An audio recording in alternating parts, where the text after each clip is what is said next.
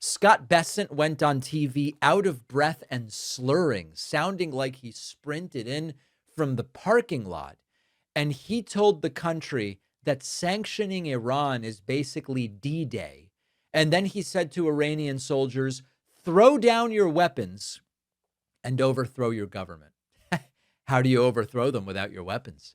This guy is in way over his head. This video is what the Treasury Secretary of the United States looks like when he is frantic and flailing and gasping.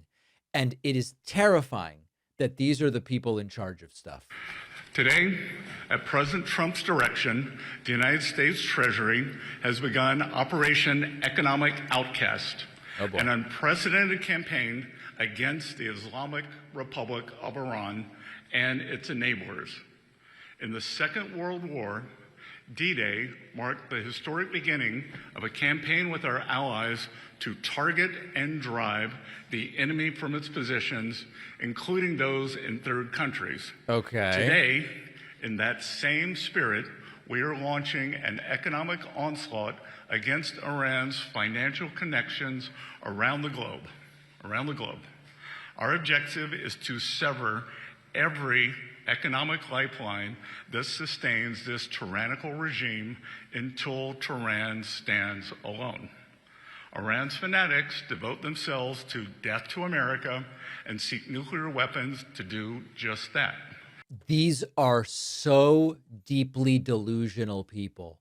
He's comparing economic pressure on Iran to when Allied soldiers stormed the beaches of Normandy under machine gun fire in their effort to defeat Hitler. Okay? One of those things is young men dying by the thousands to defeat fascism. And the other is a guy in a suit adjusting spreadsheet formulas from a TV studio. Now, sanctions might be real policy. They aren't D-Day. And when you have to reach for the most sacred military sacrifice in American history to describe what's effectively an economic memo, you know the policy is not selling itself on its merits. And it gets even more unhinged from here. Listen to this one. Here is Bessent calling on Iranian soldiers to lay down their weapons and overthrow the regime. How are they going to do that without their weapons? It doesn't really make any sense.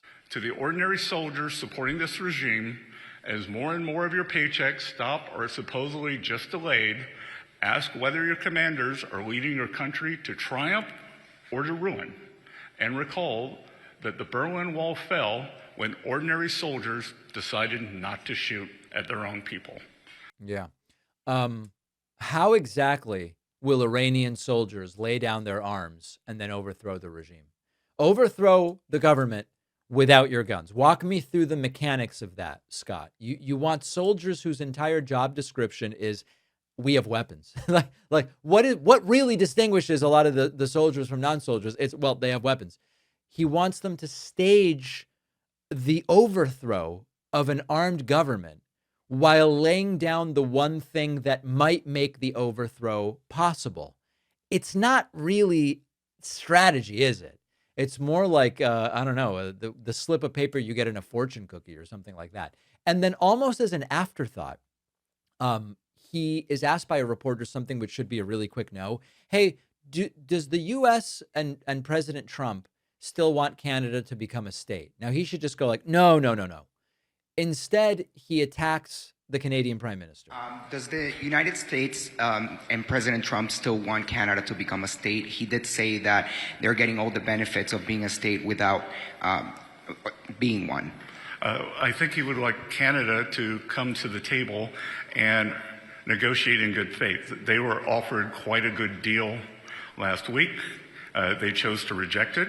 Unfortunately, Prime Minister Carney rose to power on an anti-American, anti-Trump platform. I believe he was more than 20 points behind, and he seems to have gone back to his old playbook. And I think one has to ask oneself, is he trying to benefit himself, the Liberal Party, or the Canadian people? Because they were offered a very good job. What they mean by negotiate in good faith means submit to all of the crazy whims of Trump and his negotiators. That's what if you are actually standing up for your country the way anybody would be expected to do in negotiations, you are not negotiating in good faith, according to this administration. Now, as far as Mark Carney being anti-Trump, maybe that's because Trump's own posture towards Canada has been, let's float annexing Canada and let's threaten to use economic force to make them our 51st state. You don't get to threaten a country's sovereignty and then go, oh, I'm so wounded, they're not rolling out the red carpet to welcome us. That's not bad faith. That's Canada looking around and noticing what's happening and responding like any self-respecting country would. Now, Bessent didn't storm any beaches, but he did show how far out of his depth he really is. And he is one of the more sort of miserable actors in this administration. I know I've told the story before, but I had a run-in with Bessent last year when I was in DC. Got to a restaurant for a beautiful dinner with a friend. And we sit at a table, and I look to my right, and Scott Bessent is sitting there at an 8-person table. And he looked miserable. He was with a bunch of guys. There was no obvious security presence around. Maybe they were somewhere in the room. I don't know, but there was no obvious security presence. Bessent sitting at his table, miserably just eating his food, saying nothing. Everybody else around him is sort of chatting and having a good time. And he just looks like a miserable guy. Now, he may be miserable by his nature, or he may have been miserable because he's working for Donald Trump and some stupid thing humiliated him that day. I then focused on the dinner I was having, and before I knew it, Bessent was gone, probably whisked away in a big SUV over to his next whatever. But seems like a miserable guy, out of his depth, in over his head, and very evident as he was struggling to be coherent during this appearance.